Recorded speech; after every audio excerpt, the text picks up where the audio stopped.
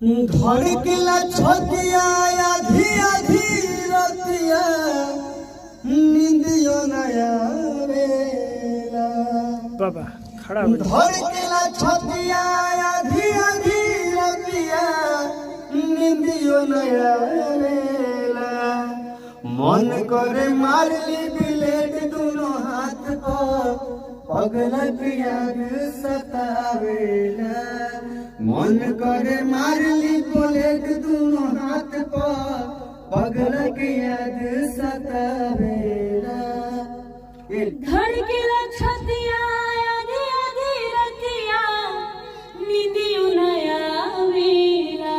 यहाँ पे कैसे सर धड़केला छतिया आधी आधी रतिया नींदियो नया वेला ऐसा है। धड़केला छतिया आधी आधी रतिया नींदियो नया वेला मन कर मारले ब्लेड दोनों हाथ पर पगला के याद सतावेला मन कर मारले ब्लेड दोनों हाथ पर पगला के याद सतावेला।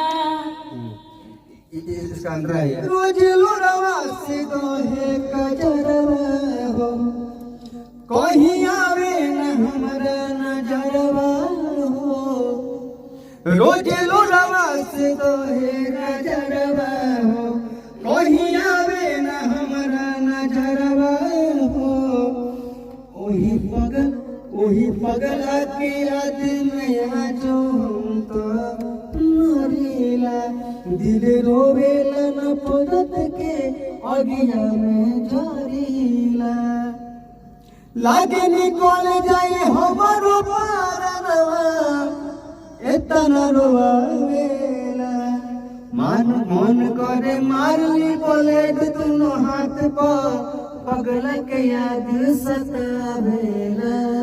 ये कहिए देखिए रोज लोरवा से दोहे कजरवा हो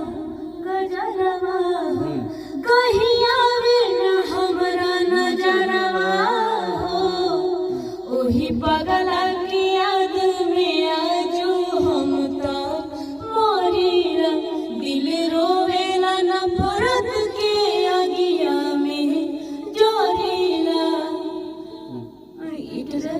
लग निकल जाई हमरो पर लागे निकल जाई हमारो परनवा अतना रुआवेला मन करे मारली ब्लेड दोनों हाथ पर पगला के याद सतावेला मन करे मारली ब्लेड दोनों हाथ पर पगला के याद सतावेला।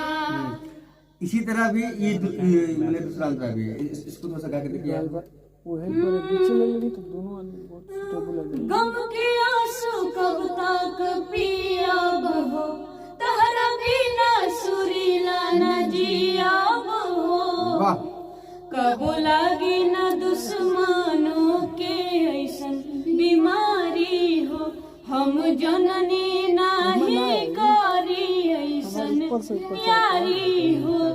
ये कैसे कहेले पूजा दूजा याद नया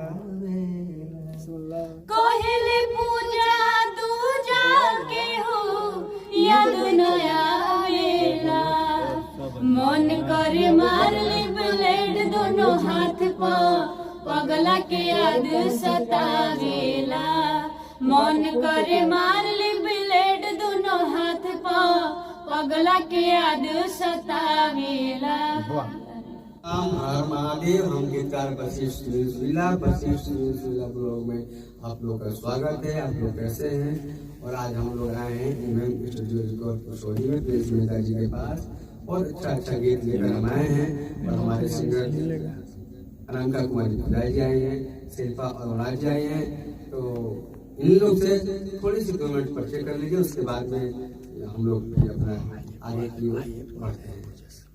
नमस्कार प्रणाम हम गायिका अनंका कुमारी पूजा और एक बहुत ही खूबसूरत सा दर्द भरा गीत लिखे मैंने हमारे गुरुजी वशिष्ठ सुनील सुरीला जी। बहुत ही प्यारा और बहुत खूबसूरत सा सॉन्ग है, दिल को छू जाने वाला, आप जरूर सुने।